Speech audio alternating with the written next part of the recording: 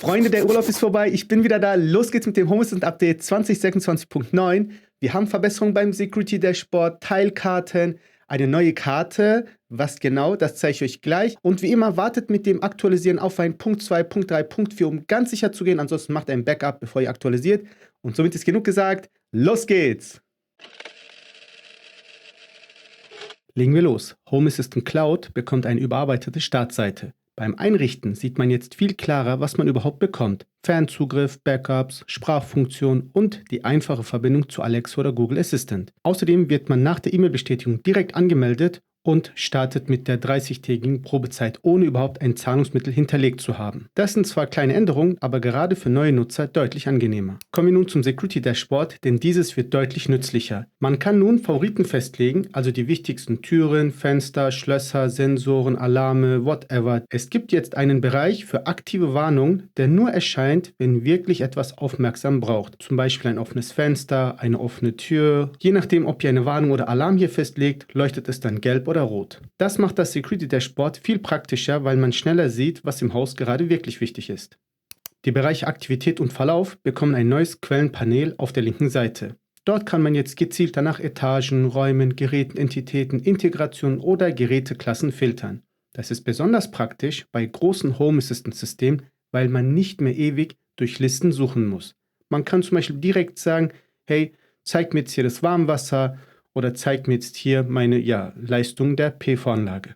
Und bleiben wir hier bei der Aktivitätsanzeige, denn dort kommt eine der spannendsten Änderungen, wie ich finde. Bisher konnte man sehen, dass sich etwas geändert hat. Zum Beispiel ein Licht an, Tür auf, Rollo runter. Aber man wusste oft nicht sofort, warum ist denn das eigentlich passiert. Jetzt sieht man direkt auf der Übersicht, warum etwas passiert ist, und wenn man den Eintrag anklickt, sieht man die ganze Kette dahinter. Das ist extrem hilfreich fürs Debugging, weil man nicht mehr blind raten muss, welche Automation gerade wieder Quatsch gemacht hat.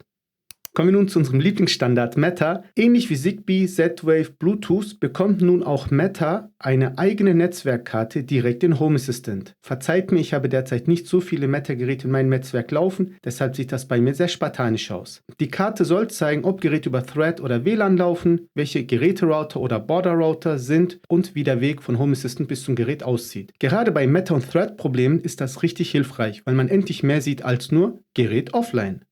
Was wäre ein Release, wenn nicht die Teilcard verbessert werden würde? Diesmal bekommen Lampen eine neue Funktion für Lichteffekte. Ihr könnt sogar selbst festlegen, welche Lichteffekte ihr in diesem Dropdown-Menü haben möchtet und welche nicht, und könnt sie auch später einfach wieder hinzufügen. Saugroboter bekommen ähnlich eine Auswahl für die Lüfterstufe. Auch hier könnt ihr die Lüfterstufen, die ihr nicht haben wollt, rauswerfen oder auch einfach später wieder hinzufügen und dann über das Dropdown-Menü direkt ansteuern. Eine ganz interessante Entwicklung sehen wir derzeit bei der Integration Modbus. Bisher muss man bei vielen Modbus-Geräten, also zum Beispiel Wechselrichtern, Energiezellen oder Wärmepumpen, oft viel per YAML und Registeradressen selbst konfigurieren. Ich kenne das, ich habe auch Videos dazu gemacht, es ist echt ein Pain in the Ass. Jetzt wird der Weg vorbereitet, dass Integration Modbus-Geräte besser über die UI eingerichtet werden können. Das funktioniert derzeit natürlich noch nicht bei allen, Integration Modbus-Verbindungen, sondern als erste Beispiele bei Fronius, bei Sofa-Inverter und bei Flexit. Aber Stück für Stück werden hier weitere Integrationen oder Modbus-Verbindungen dann modernisiert. Spannend ist auch das Update zur Sonnenintegration, denn diese bekommt nun neue Trigger und Bedingungen. Neu dabei sind weitere Entitäten, die ihr dafür nutzen könnt, um hier Trigger zu bauen für eure Automation, Szenen und Skripte, um euer Smart Home noch besser an die Tageszeit, an den Sonnenstand und euer Wohlbefinden hier einzustellen. Vielleicht habt ihr es vorhin kurz gesehen, als ich Modbus angesteuert habe in den Einstellungen. Es gibt jetzt ein eigenes Serial Panel in den Einstellungen. Dort sieht man serielle Geräte und Ports, also zum Beispiel USB-Sticks für Zigbee, Thread oder andere Hardware. Home Assistant zeigt an, welche Ports genutzt werden, welche verfügbar sind und welche erwartet, aber gerade nicht verbunden sind. Das ist super praktisch, wenn ein Stick mal plötzlich nicht mehr erkannt wird und man nicht direkt in die Logs wühlen will. Außerdem zeigt die Speicherseite jetzt besser an, wie voll Netzwerkfreigaben sind. Wenn ihr zum Beispiel ein NAS für Backups oder Medien eingebunden habt, so wie ich, seht ihr jetzt eine Nutzungsleiste mit belegtem und freiem Speicher. Ab 85% wird übrigens gewarnt, ab 95% wird es kritisch angezeigt. Gerade für Backups ist das wichtig, weil ein volles NAS oft erst auffällt, wenn es schon zu spät ist. Und auch abseits gibt es sonstige spannende Änderungen. Bei Templates gibt es mehr Möglichkeiten für eigene Attribute und Bedingungen. Button-Trigger funktionieren jetzt auch mit Button-Helfern und nicht nur mit physischen Buttons. Automation Traces zeigt jetzt genauer an, welche Entitäten, Geräte oder Bereiche ein Schritt angesteuert hat. Covers können bei unterstützten Geräten jetzt auch mit einer Geschwindigkeit geöffnet oder geschlossen werden. Und beim Neustart zeigt Home Assistant jetzt konkret an, welche Automationen oder Skripte gerade laufen und unterbrochen werden könnten. Das sind alles keine riesigen Showstopper-Features, aber genau solche Verbesserungen machen den Alltag mit Home Assistant angenehmer. Aber natürlich bekommen auch bestehende Integrationen Updates. Shelly-Kameras werden jetzt vollständig unterstützt, inklusive Kameraplattform, Bewegungserkennung und Privacy-Schalter. LG WebOS TVs bekommen einen Schalter, um nur den Bildschirm auszuschalten, während der Ton weiterläuft. Reolink, Roborock, Home Connect, Tado, Switchbot, KNX, Proxmox, Homatic IP, MikroTik, MQTT und viele weitere Integrationen bekommen ebenfalls neue Sensoren, Schalter oder bessere Funktionen. Kurz gesagt, für sehr viele Setups ist wieder irgendeine kleine, aber praktische Verbesserung dabei. Natürlich gibt es auch wieder neue Integrationen. Mit dabei sind unter anderem Besen für Wallboxen über Bluetooth, Flowit für Lüftungssysteme, Hotspring für Spas, Iseo Argo BLE für smarte Schlösser, Libre NMS für Netzwerkmonitoring, Nextblue für Wallboxen, Samsung TV via X-Link, Sofa Inverter, Modbus hatten wir schon vorhin, Specialized Turbo E-Bikes und Tonewinner AV-Geräte.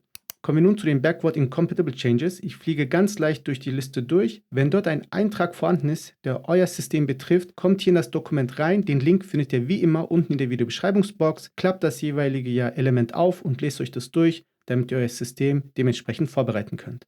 Und wenn ihr eure Smart Home Begeisterung mit anderen Menschen teilen möchtet, helfen möchtet oder selber Hilfe benötigt, dann kommt zu uns ins Forum community-smarthome.com. Registriert euch gerne noch heute. Wir freuen uns riesig auf euch. Das waren die Home Assistant Highlights aus dem Release 2026.9 und wenn ihr mich fragt, ich persönlich finde die Aktivitäten-Details ziemlich cool, weil ich nun noch besser verstehe, warum das Home Assistant System wann etwas gemacht hat. Und jetzt seid ihr gefragt, welche Verbesserungen feiert ihr ziemlich und welche Verbesserungen fehlen euch noch? Schreibt es gerne in die Kommentare. Lasst gerne ein Like da, wenn euch das Ganze geholfen hat. Abonniert den Kanal, um weitere Highlight-Videos hier nicht zu verpassen. Und vergesst nicht, erst ein Backup, dann updaten. Macht's gut, bis zum nächsten Mal. Ciao, ciao. Wir haben Erweiterungen, wir haben Verbesserungen. Leute, und das waren die Home Assistant Highlights von 2020. Activity Details, Activity, Analyse. Das war das Home. Kamera dorthin.